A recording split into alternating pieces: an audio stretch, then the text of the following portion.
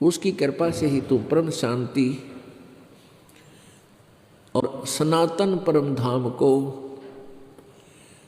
प्राप्त होगा, यानी पूर्ण मोक्ष तुझे हो जाएगा। और मेरी शरण में रहेगा, ओम नाम का जाप जपेगा। चौथे अध्याय के 5वें श्लोक में कहा कि अर्जुन तेरे और मेरे बहुत जन्म हो चुके, तू नहीं जानता मैं जानता हूं।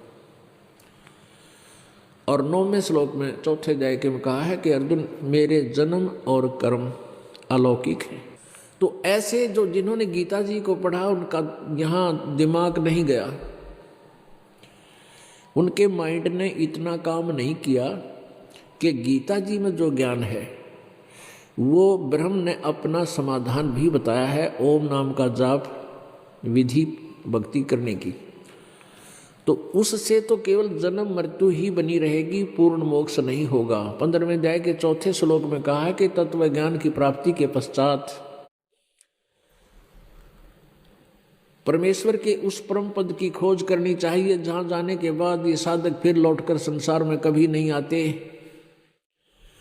अर्थात उनका पूर्ण मोक्ष हो जाता है। और गीता ज्ञानदाता कहता है जिस परमेश्वर से सारे संसार रूपी वृक्ष की प्रवृत्ति विस्तार को प्राप्त हुई, अर्थात जिसने पूरे ब्रह्मांडों की रचना की है। तो इससे भी सिद्ध हो गया कि ये संसार के रचने वाला भी गीता ज्ञानदाता से कोई और है, और वही पूजा के योग्य है, वही पूर्ण मोक्षदायक है। उसका मंत्र का संकेत किया है 17वें अध्याय के 23वें श्लोक में कि ओम तत्सत इति निर्देश ब्रह्मण त्रिविद समर्थ है। उस सच्चिदानंद घन ब्रह्म के पाने का, उसकी प्राप्ति का ओम तत्सत यानी पूर्ण परमात्मा सतपुरुष की भक्ति करने का यो 3 मंत्र के जाप का निर्देश कहा है। इसकी 3 प्रकार से सिमरण होता है, ओम और तत्। तत् ये सांकेतिक है, ओम सीधा है, डायरेक्ट है, ये क्लियर है। ओम और तत् मिलके ये 2 मंत्र का जाप सतनाम कहलाता है।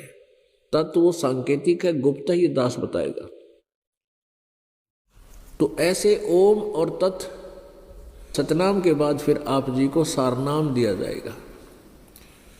इन तीनों मंत्रों को और 3 ही विधि से जाप करना होता है। इसलिए गीता जी अध्याय नंबर 17 के श्लोक नंबर 23 में कहा कि ओम तत्सत इति निर्देश है ब्रह्मण है त्रिविध है समर्थ है। सच्चिदानंद घन ब्रह्म का एक ओम तत्सत ये 3 मंत्र का जाप है, और इसी का निर्देश है, नथिंग एल्स, और कुछ नहीं। और इसकी त्रिविध है माने 3 प्रकार से इसका समर्थ माने सिमरण करने को कहा है। वो कौन कहेगा, कौन बताएगा? ऑप्शन छोड़ दिया कि वो तो तत्वदर्शी संत बताएंगे, मैं नहीं जानता। कौन? गीता ज्ञानदाता। उसने तो अपनी विधि बता दी सिमरण की।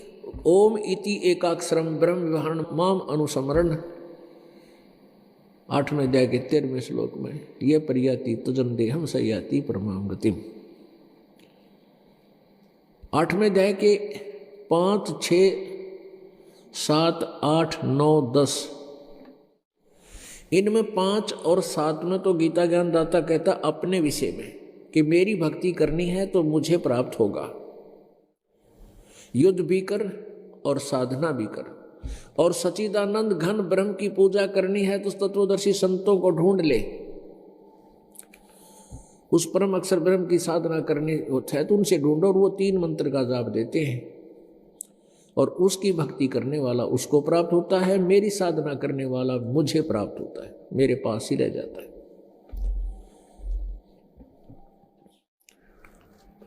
पुण्यात्माओं, इसी प्रकार इन वेदों के पढ़ने वालों को इन्होंने भी नहीं पढ़ा कि यजुर्वेद अध्याय नंबर 40 के और श्लोक नंबर 10 से लेकर 13 तक स्पष्ट किया है कि कोई तो परमात्मा के विषय में जन्म लेने वाला कहता है, यानी साकार कहता है, और कोई जन्म ना लेने वाला कहता है, निराकार बताता है। परमात्मा की यथार्थ स्थिति को वो धीराणाम यानी तत्वदर्शी संत बताएंगे, उनसे पूछो। इससे सिद्ध है कि वेदों का ज्ञान इनकम्प्लीट है और वेदों में पूर्ण परमात्मा की भक्ति की विधि कंप्लीट नहीं है। केवल ब्रह्म तक की साधना ओम नाम जाप है। इसी कारण से इन ऋषि महर्षियों ने स्वयं ही अपना सारांश निकाल लिया कि ओम नाम का जाप करना चाहिए और देवताओं की भक्ति नहीं करनी चाहिए। ये ओम नाम का जाप पूर्ण परमात्मा का मान लिया, जबकि ये ब्रह्म का है। इस आधार से उन्होंने ये साधनाएं की, लेकिन काल के जाल में ही ये रह गई। अप्रसंग चल रहा है कि मानुष जन्म दुर्लभ है, ये मिले न बारंबार,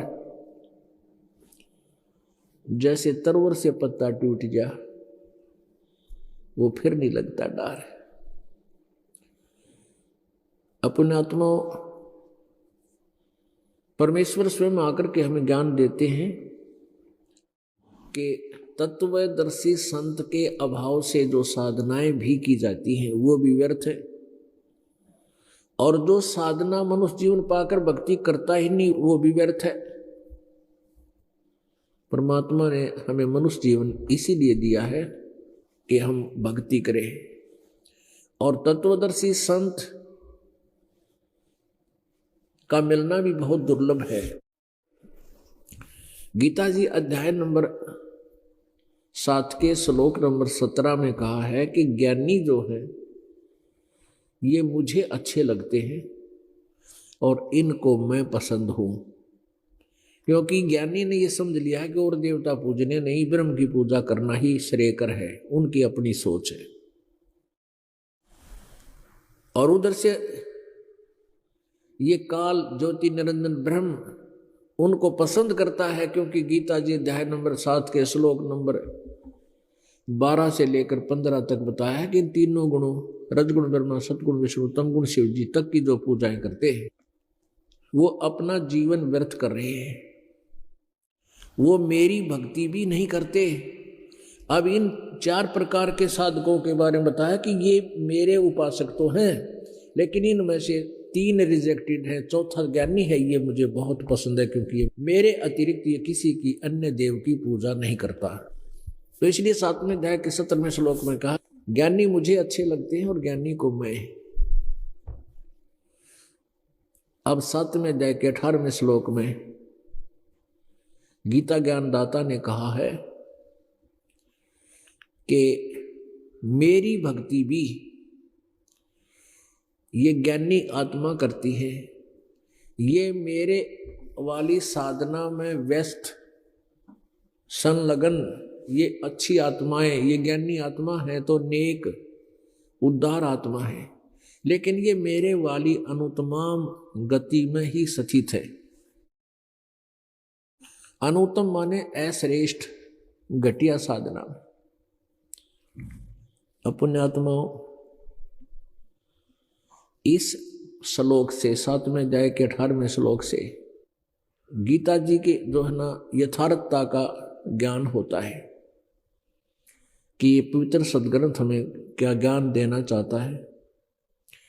इसमें गीता ज्ञानदाता अपनी साधना को घटिया बताता है, अश्रेष्ठ बताता है, अनुत्तम बताता है, लेकिन अनुवादकर्ताओं की बुद्धि ने काम किया नहीं। उन्होंने श्री कृष्ण जी को सुप्रीम पावर मान के और ये सोच लिया कि परमात्मा अपने को अपनी साधना को अनुत्तम नहीं कह सकता, इसलिए यहां बुद्धि स्लिप कर गई उनकी। अनुत्तम का अर्थ सर्वश्रेष्ठ लिख दिया, अति उत्तम कर दिया। अपने आत्माओं यहां बिजली गिरी हुई है।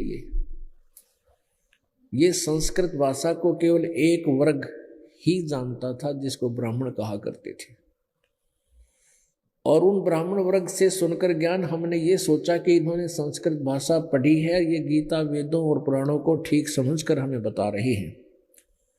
तो हमारे पूर्वजों ने और हमने उन अज्ञानियों द्वारा दिए गए निष्कर्ष को फाइनल मान लिया, सत्य मान लिया, और आज वही सदग्रंथ हमें क्या बता रहे हैं। आज हम शिक्षित हैं, हम खुद पढ़ रहे हैं, आंखों से रोना आता है कि नालायका ने के करायु से मानव समाज के साथ कैसा जुल्म कर दिया। सब क्योंकि गलत साधना। गीता जी अध्याय नंबर 16 के श्लोक नंबर 23 में लिखा है कि शास्त्र विधि को त्याग कर जो मनमाना आचरण करते हैं, मनमानी पूजाएं करते हैं, उनको न तो कोई सुख होता है, ना उनकी गति होती है, न उनको कोई सिद्धि प्राप्त होती है, अर्थात यूजलेस। और यही कारण रहा कि हम सभी, हमारे पूर्वज प्रेत बन गए, भूत बन गए, फिर वही नकली संत, गुरु, ब्राह्मण फिर हमें मूर्ख बनाए रखे कि इसके पिंड भरवा दो, इसकी 17वीं कर दो, 13वीं कर दो, इसका महीना करो। ये पहले तो ऐसा खाड़ा कर रखा था, आए महीने करवा करते फंड, और फिर 6 माही, फिर 12 बरसों दी है, उसके बाद फिर कनागत शुरू हो जाते। यानी उनने अपना जुगाड़ पूरा जोड़ रखा था। पहले तो साधना गलत बताई, उन्हें पता नहीं था। उस जिस साधना के करने से वो प्रेत बन गए, और फिर पीछे पड़े रहे, इसके श्राद्ध निकालो, पिंड भरवा दो, ऐसा कर दो।